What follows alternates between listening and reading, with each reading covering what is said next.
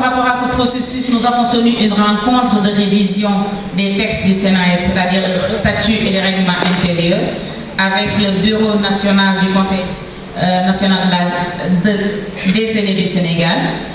Et ça nous a permis de revoir un peu les imperfections de ces statuts et règlements intérieurs en fonction, bien sûr, de l'expérience de 3 ans que nous avons déjà vécue. Bien sûr, nous avons partagé ces propositions de modification avec les différentes régions via nos directeurs régionaux de l'action sociale. Et suite à cela aussi, des correspondances ont été adressées par Madame le directeur général de l'action sociale aux directeurs régionaux de l'action sociale pour désigner des délégués régionaux à la conférence nationale, c'est-à-dire l'Assemblée générale qui s'est tenue ces 3 jours derniers.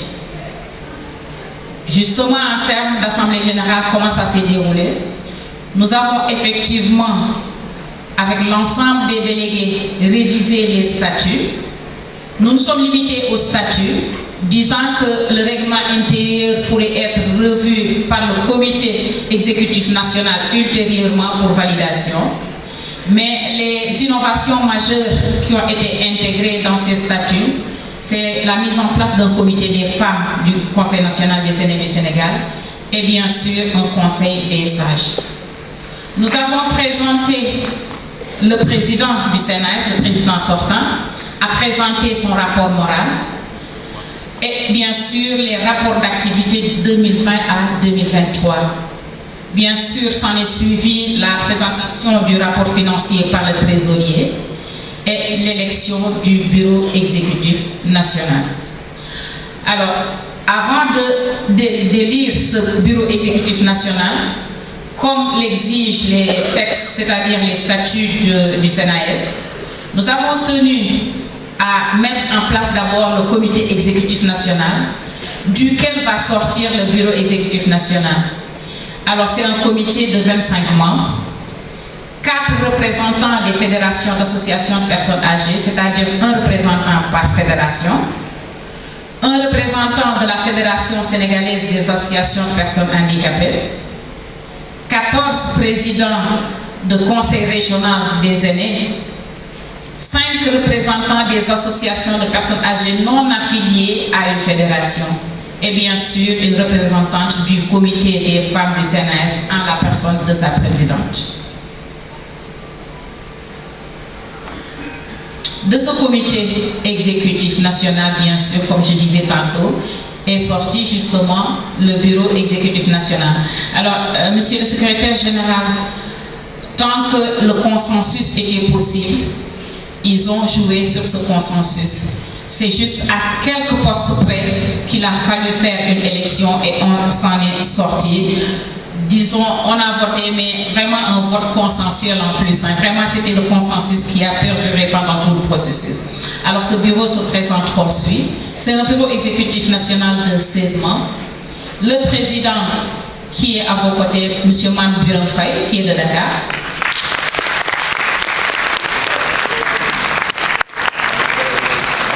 La première vice-présidente chargée de la coordination et du suivi, Mme Ousseinatou Diop de Kolda. Deuxième vice-président chargé des relations extérieures, M. Oumar Ndiaye de Thiès. Le secrétaire général, M. Tamsir Diagne de Diourbel. Le secrétaire général adjoint, M. Idi Saré de Louga. Le trésorier général, M. Mohamed Mergan de Kaffrine. Le trésorier général adjoint, M. Balla Dieye de Dakar. Le président de la commission des finances, M. Tala Bakhoum de Kaolack. Le président de la commission organisation, M. El Hadj Niang de Fatick. Le président de la commission éducation et formation, Ismaïla Lam de Sédhiou. Le président de la commission santé et affaires sociales, M. Idi Diallo de Tambacounda. Le président de la commission environnement et développement durable, Youssouf Keïta de Kédougou. Président de la commission sportive et culturelle, M. Salam Touré de Dakar. Président de la commission communication et information, Mahassibi de Matam. président de la commission des projets et programmes, M. Elhaj Ibrahim Diop de Dakar. La présidente du comité des femmes, Mme Armgueye Ndiaye de Dakar. Suite à l'élection de ce bureau exécutif national, ils ont nommé, en fait, on a voulu nommer 3 commissaires au compte, mais le processus a abouti à un vote. Et finalement, les 3 commissaires au compte choisis, Thierno Abbas Sall de Dakar, Abbas Diallo de Dakar, Dabaloum de Kaffrine et Bakary Abdoulaye Ndiaye, on a oublié de mettre la localité. On va rectifier après. Merci beaucoup. De Kaolack, bien sûr. On va rectifier après. Alors, suite à cela aussi, il faut dire que après l'Assemblée générale, les délégués régionaux se sont concertés pour demander à ce que, en plus du comité des femmes et du comité des sages, que le président puisse s'adjoindre de conseillers spéciaux pour l'aider un peu dans le déroulement de l'exercice de ses fonctions. La liste n'est pas exhaustive, mais le président régional de Saint-Louis a été coopté. Monsieur Medoun Thiam de Saint-Louis.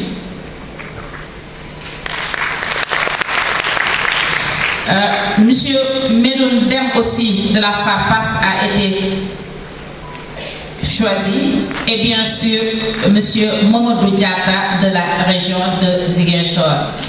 Donc, c'est ça qui a composé le bureau exécutif national. Le comité exécutif national est le nouveau bureau élu, monsieur le secrétaire général.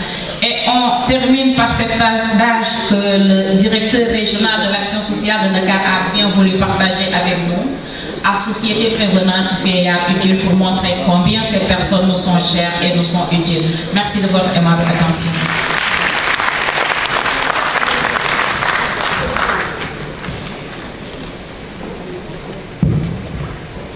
Merci beaucoup, Madame la Directrice.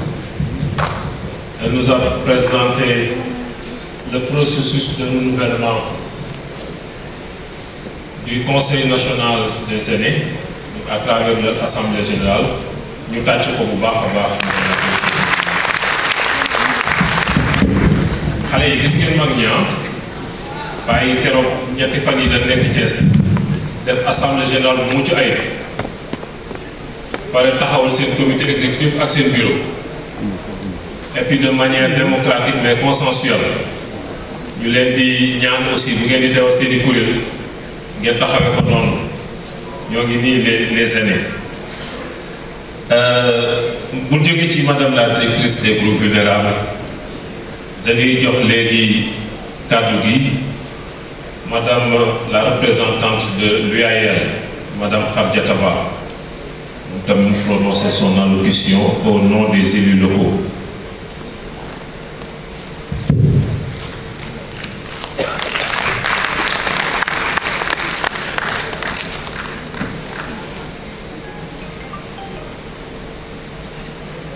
Asalaamaaleykum mbooloo mi ñu ngi nuyu ñëpp di sant ñëpp di gërëm ñëpp di wax xale yi tamit voici un bel exemple très bien.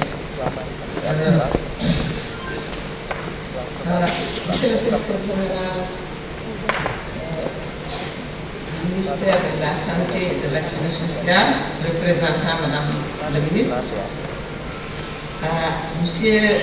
Mesdames et Messieurs les directeurs et chefs de service, Monsieur le représentant du Conseil économique et social, Monsieur le représentant du Conseil de la jeunesse, d'abord Monsieur le préfet, je m'excuse,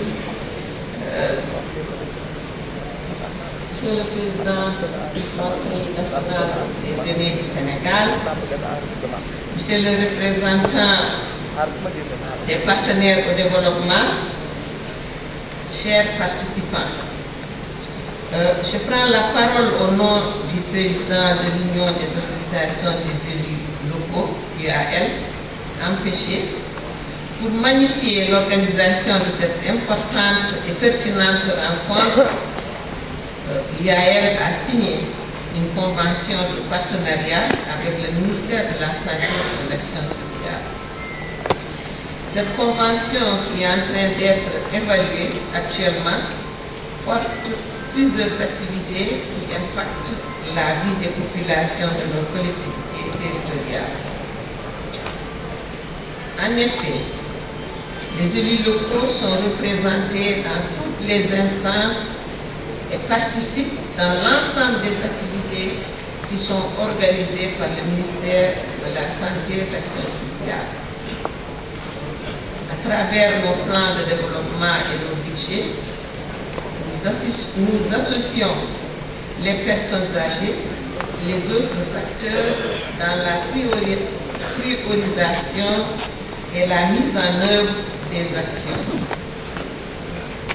Nous réitérons notre engagement à servir la population et déclinons toute notre disponibilité à accompagner le bureau du CNEAS dans toutes les communes, les départements. Et on est là pour vous, les aînés. Je fais partie de ces aînés. Donc, que Dieu nous garde et nous donne longue vie, et que nos enfants et nos petits-enfants prennent cet exemple vraiment à bras le corps. Je vous remercie de votre aimable.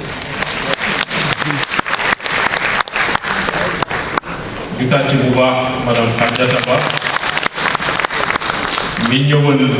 le président de l'Union des élus locaux, UAL, partenaire privilégié du ministère de la Santé et de l'Action sociale, partenaire bu yàgg, mais ñu xam tamit ni mag ñi ci territoire yi la ñuy nekk, ñi ngi ci région yi, ñi ngi ci département yi, ñi ngi ci arrondissement yi, ñi ngi ci commune yi. Kon boog baax na ñi jiite collectivité territoriale yi xam ni kuréelu mag ñi ñi ngi fi, xam ni mag ñi ñi ngi fi tamit ak seeni jafe-jafe, waaye ñi ngi fi tamit am rôle bu nu mën a jouer ci biir collectivité territoriale yooyu. Madame la représentante, ñi ngi lay sargal di la nuyu bu baax di la jaajëfal. Léegi ñi ngi jox kàddu gi le représentant du comité du Conseil économique, social et environnemental, M. Fati.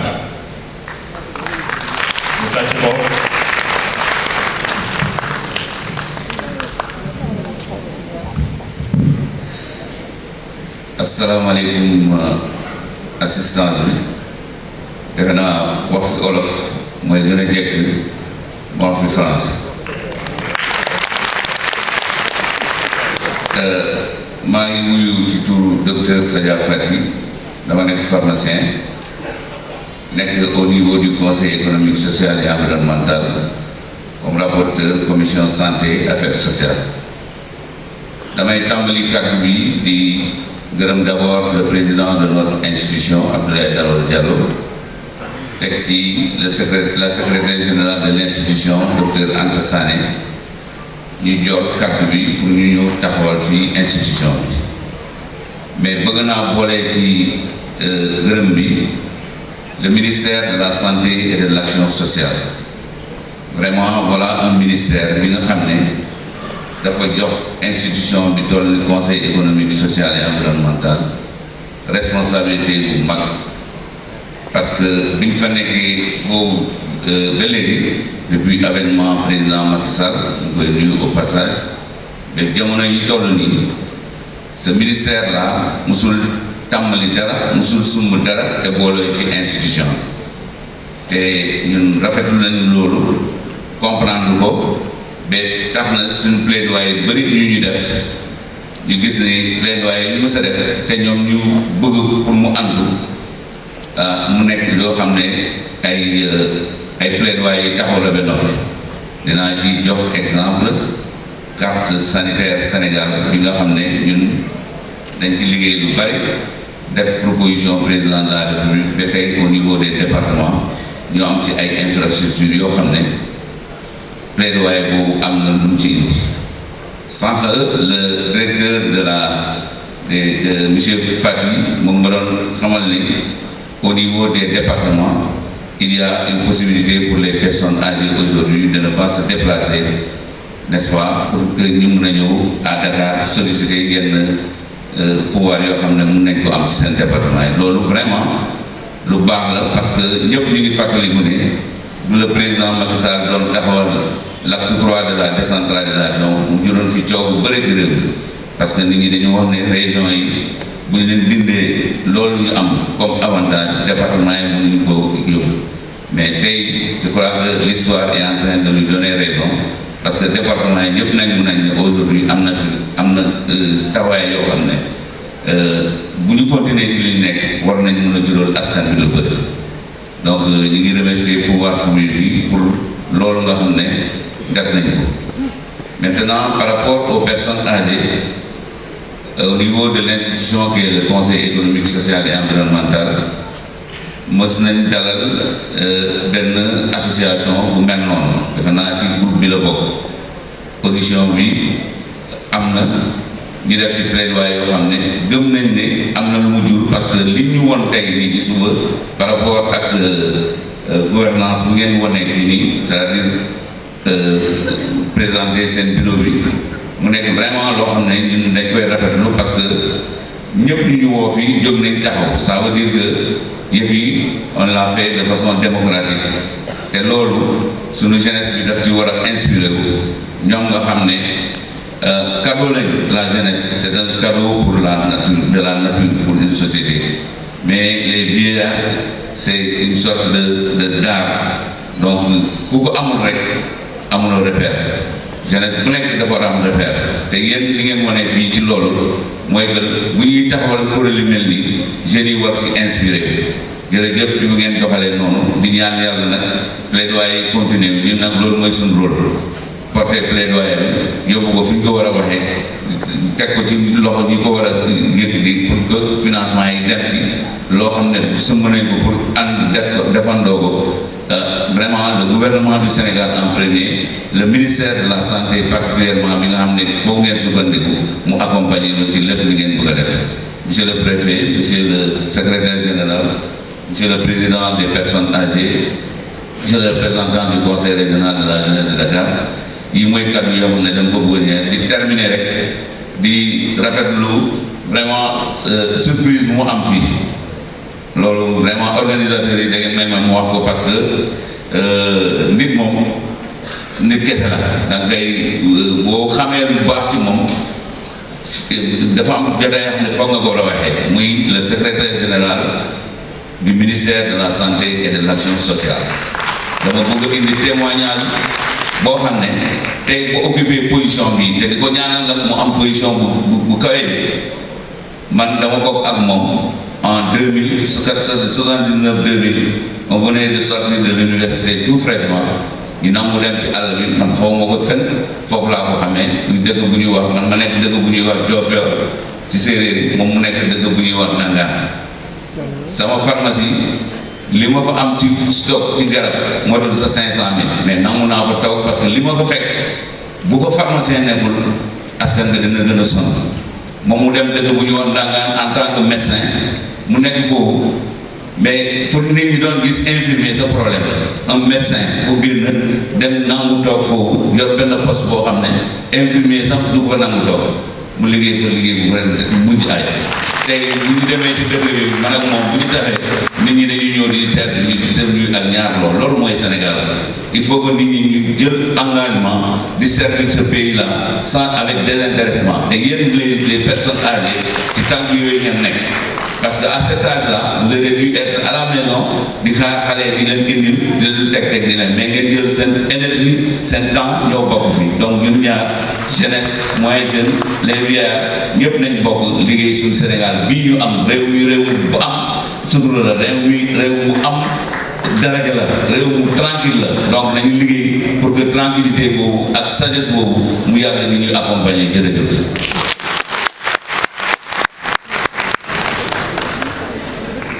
tàcc bu baax docteur Fati au nom du Conseil économique et social wax na lu am solo ci relation yi war a am ci entre les générations di dégg na conseil yi mu jox jeunes yi lu am solo la mais rappeler na aussi taxawaay bi nga xam ni mag ñi war nañ ko am ci société bi ñu ngi koy remercier baax ñu tàcc ko.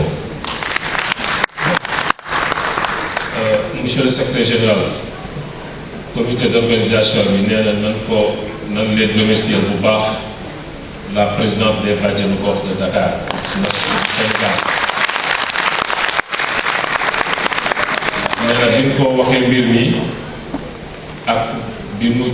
ak léegi matul semaine waaye gis nañ mobilisation exceptionnelle bi mu def ak taxawaay bu rafet bu fi taxaw ñu tàcc bu baax bajenu.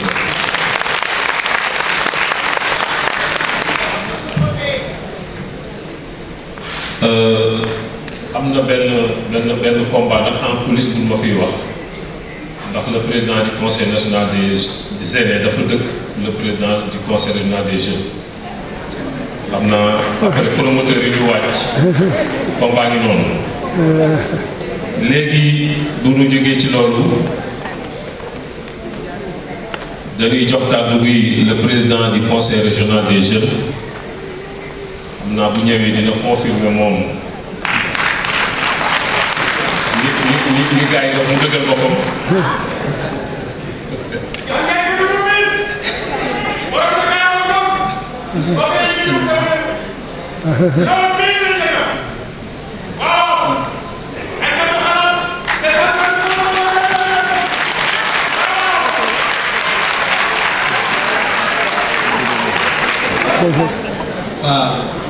Bonjour, chers jeunes du Sénégal,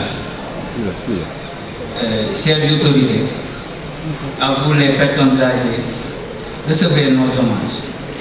Ce jour vous est dédié. Il est important de penser sur leur rôle et leur place dans le développement. L'instauration d'une société pour toutes les personnes âgées suppose que les personnes âgées aient la possibilité de continuer à participer à la vie de celles-ci, notamment les activités sociales, économiques et culturelles. Les aînés sont une valeur sûre citoyenne à part entière, témoins du passé, mais aussi experts de l'avenir. Il y a donc un devoir de protection qui nous lie aux personnes âgées.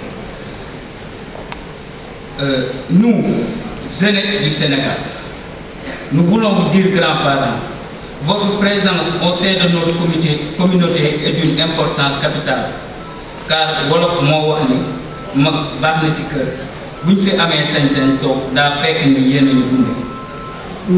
may wax ne ñun léegi dañuy wax ne mag rakk topp mag topp baay topp maam. donc suñu amee chance su am leen mënuñu lu dul gërëm leen ñu leen di wax nous sommes là, nous allons vous accompagner. Nous vous demandons aussi de nous accompagner. Parce que li leer ba leer mooy kenn mënul dem bàyyi sa morom te ñu ngi leen di féliciter aussi si assemblée bi ngeen def ndaxte dafa baax trop ñu roy si yéen te ku xool seen assemblée bi ku nekk gis na ne conseil national day waajal boppam te gëm naa ne seen tànk la ñuy jox ñu ngi leen di gërëm di remercier ñëpp mais mënuma bañ a remercier le conseil régional de la jeunesse de Dakar ndaxte tey y a les 5 départements bu nekk indi na délégation pour ñëw jëmal leen ndaxte Dakar ay te ku wàllu yaan daa tëgul ñu leen di remercier bu baax nous les conseils régional de la jeunesse de Dakar di remercier aussi le conseil national de la jeunesse de Dakar bi nga xam ne Khadim Diop moo ñu dirigé di leen réitérer suñu engagement sur toutes vos activités qui vont se faire et nous allons vous accompagner Inch'Allah. Jërëjëf.